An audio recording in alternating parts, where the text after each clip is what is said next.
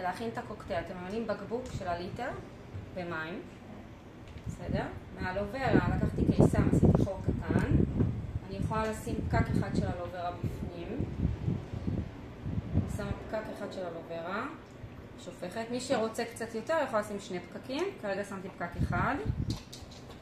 מהכפית מדידה, אני לקחתי מהתה כפית אחת קטנה ושמתי.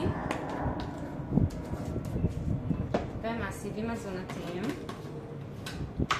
אני לא משתמשת בכפית הגדולה שיש בפנים. יש בפנים כפית גדולה, אם אתם רואים, לא משתמשת בה. יאללה, אני לוקחת כמות קטנה, לפחות בתור התחלה הם לא רגילים לסיבים. שמים.